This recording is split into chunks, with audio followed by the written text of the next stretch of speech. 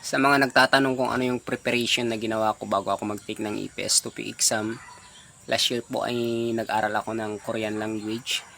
2 weeks lang po yan. Ang tinuturo lang naman dun is basic, kung paano magsulat, magbasa, paano gumawa ng sentence, yung mga conjugation. Pero hindi mo yun agad-agad mapipick up. Kaya ang bagsak is self-study pa rin. So, after ng pag-aaral doon is by December, unang pinag-aralan ko is yung mga time, date, yung days, months, yan po yung mga minimorize ko. And then, nag-try din akong magbasa-basa pero nakaka-stress kasi nga, alam mong magbasa pero hindi mo naiintindihan yung binabasa mo. So, by January, doon ako nag-focus ng pag-memorize ng vocabs kasi na-announce na din yung yung schedule ng exam. So, ang schedule ng exam ko that time is June. Kaya medyo mahaba pa yung preparation ko. Kaya ang ginawa ko by January, naggumawa ako ng flashcard. Bumili ako ng cardboard na malaki. Tapos yung size na ginawa ko doon is makakagawa ka ng 110 na vocabs. So sa likod is English word, tapos sa likod naman ay Korean words. At yan po yung mga flashcard na ginawa ko. At yung mga alam ko na vocabularies ay hindi ko na siya sinasama sa flashcard. At yun, nag-set ako ng goal kung ilan dapat yung memorize ko na vocabs bago ako mag-take ng exam.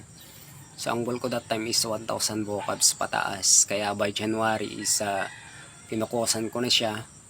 January to March. After 3 months is halos mahits ko na yung goal ko na 1,000 vocabs. Ang technique lang naman sa pag-memorize ng vocabs is focus at saka repetition. At ang tips ko sa inyo is dapat maaga tayong matulog para yung utak natin is fresh. Kaya ganun yung ginagawa ko.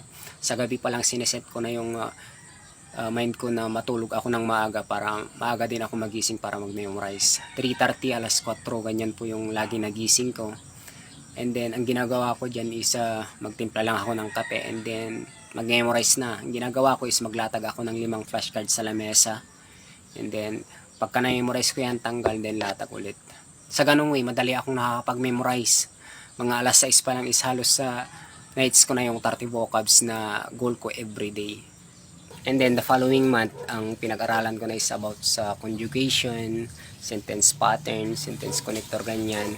At ang masasabi ko lang is kung ano yung pinag-aralan mo sa araw na yan, dapat yan lang, hindi yung paiba-iba. Kasi baka walang pumasok sa isipan mo, sa utak mo. Sayang yung time. Kaya kung about sa conjugation lang, yun lang muna. Kumbaga one step at a time. And then after that, nung medyo nagigets ko na, nauunawaan ko na yun, the following months is pang 5 months na yun, nag-focus na ako sa pagmamaktes. And then magugulat ka na lang talaga dahil mabilis ka nang makapagbasa, nauunawaan mo na yung mga paragraph, yung sentence na mga binabasa mo, at nagsimula yan lahat sa pag-memorize ng vocabs. So vocabs pa rin is the key, yun nga yung sabi nila. Yun pa rin yung susi para maunawaan mo yung i-exam mo para makapasa ka. Kasi kung wala kang sapat na vocabs, mahirapan ka talaga na ipasa ang exam. At yun na nga, dumating na yung exam day ko. Pero one day before ang exam day ko is nagpunta na ako ng Manila. Buti na lang may nakontak ako na kasama ko dahil hindi ko nga kabisado yung pagpunta doon sa DMW. At kinabukasan, maaga kaming nagpunta doon. Hindi naman ako kinabahan kasi tiwala ko doon sa inaral ko. Yung kasama ko is first session, ako naman is second session. 11:30 yan. At pag akyat namin doon sa exam room, pag upo namin sa orientation pa lang is parang nakakaramdam ako ng naiihi na ako. Umihi naman ako sa baba pero pag akyat namin doon is naiihi pa rin ako.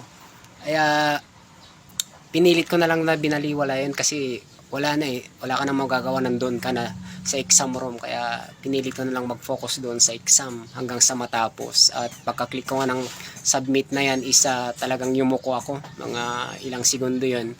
And then pagtingin ko doon sa screen is salamat sa Diyos at nakapasa ako dahil 110 nga yung passing, ang nakuha ko ay 130. Kaya masayang masaya ako that time dahil yun nga, nakapasa ako. Thank you Lord, ako ng thank you Lord hanggang sa pag-uwi ko, doon ako sa bus, is yun pa rin yung binabanggit ko, thank you Lord. Nagbunga din yung pagsisikap ko na mag-aral ng Korean language. In my conclusion, ang pag-aaral ng Korean language ay hindi din basta-basta talaga. Mahirap din, kaya kailangan natin mag-focus, mag-concentrate at bigyan ito ng time. Kailangan natin itong seryosohin. At kung ano yung pinag-aaralan mo, dapat fokusan mo yan at bigyan mo ng time. Katulad sa akin, binigyan ko talaga ng time, 3 months yung pag-memorize ko ng vocabs. Wala akong ginawa kundi mag-memorize lang ng vocabs within 3 months. And then after that, the following month is pinag-aralan ko na yung conjugation, yung sentence pattern, ganyan. 1 month din po yun na pinag-aralan ko, and then after that, the following months hanggang sa mag-exam ako ay mock test na yun lahat, dire-diretso mock test. Wala na akong ibang ginawa kundi mock test hanggang sa mag-exam ako. At salamat sa Diyos na ipasa ko din ang exam. At ang masasabi ko, madali ang exam sa mga taong nag-aaral, nag-review, at mahirap ang exam sa hindi nag-aaral. Sa umaasa na lang sa Chamba Imnida, mahirap po yun. Wala nang ibang technique para maipasa mo ang exam kundi mag-aral ng mabuti. So yan lang, laban lang.